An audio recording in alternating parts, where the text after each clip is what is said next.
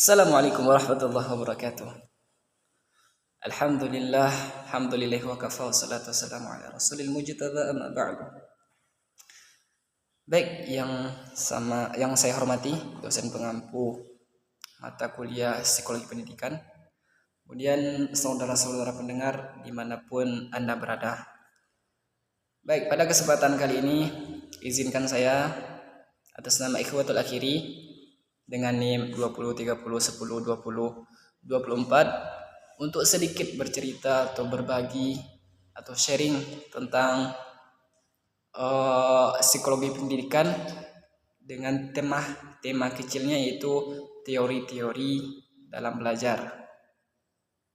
Nah, jadi di sini kita akan membahas atau bercerita sedikit atau berbagi pengetahuan sedikit terkait dengan teori-teori belajar. Baik, sebelum kita berbicara terlalu jauh apa itu teori-teori belajar, alangkah baiknya kita ketahui dulu apa teori belajar, apa itu teori belajar, dan apa saja teori dalam belajar.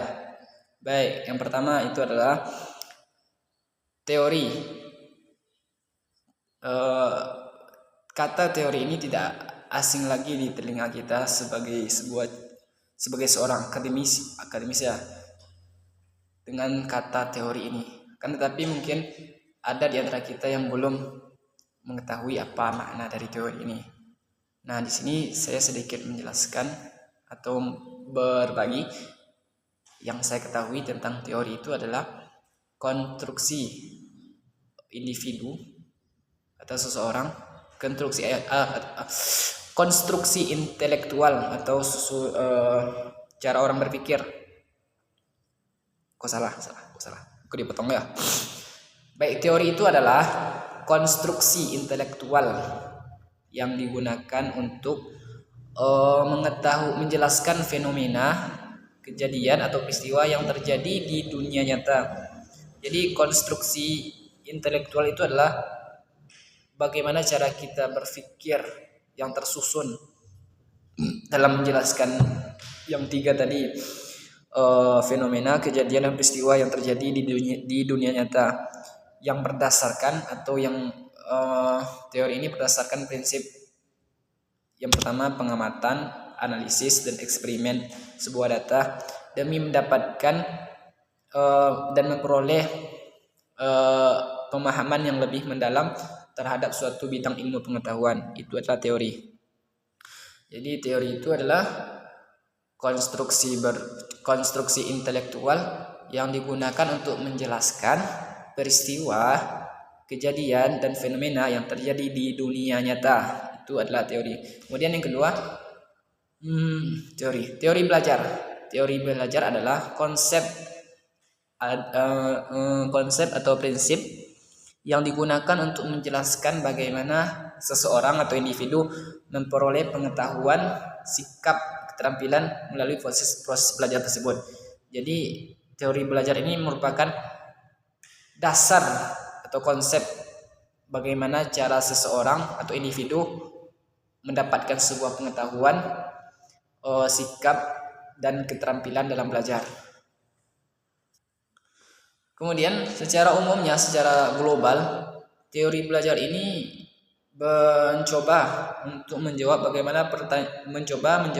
pertanyaan seperti bagaimana seseorang itu belajar, mengapa mereka belajar, dan apa yang mempengaruhi keberhasilan mereka dalam memperoleh pengetahuan baru. Jadi dengan adanya teori belajar ini kita dapat menjelaskan dan menjawab pertanyaan-pertanyaan bagaimana seseorang itu belajar, bagaimana seseorang itu mendapatkan pengetahuan dan ilmu yang baru.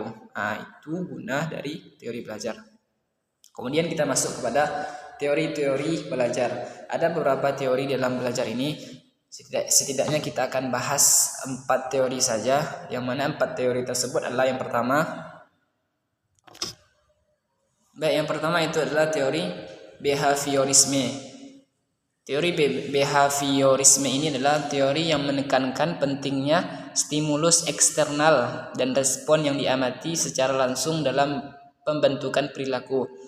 Jadi teori ini menekankan kepada stimulus dan respon seseorang anak secara langsung dalam pembentukan perilaku. Jadi dalam sebuah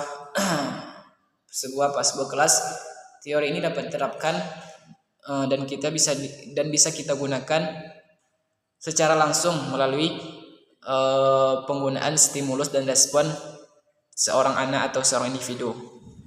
Kemudian ada namanya teori kognitivisme. Teori kognitivisme ini adalah teori yang menekankan peran proses mental internal. Mental berarti mental itu keberanian dari dalam diri, seperti pemrosesan informasi, pemahaman, dan pengorganisasian pengetahuan dalam belajar. Jadi teori ini berfokus kepada keberanian dari dalam atau mental seseorang individu. Kemudian yang ketiga adalah teori konstruktivisme. Adapun teori konstruktivisme ini adalah teori yang mengemukakan bahwa pembelajaran adalah proses aktif di mana individu membangun pengetahuan dan pemahaman mereka sendiri berdasarkan pengalaman refleksi mereka pribadi. Jadi pengetahuan dan pemahaman mereka dapatkan berdasarkan pengalaman dan refleksi yang mereka alami pada diri mereka sendiri. Kemudian yang terakhir adalah teori humanisme. Teori humanisme ini adalah teori yang menekankan keunikan individu, potensi penuh, dan kemampuan untuk mengatur dan mengarahkan diri sendiri dalam pembelajaran. Dengan bahasa sederhananya, itu teori humanisme ini adalah bagaimana cara kita memanusiakan manusia. Jadi setiap teori itu memiliki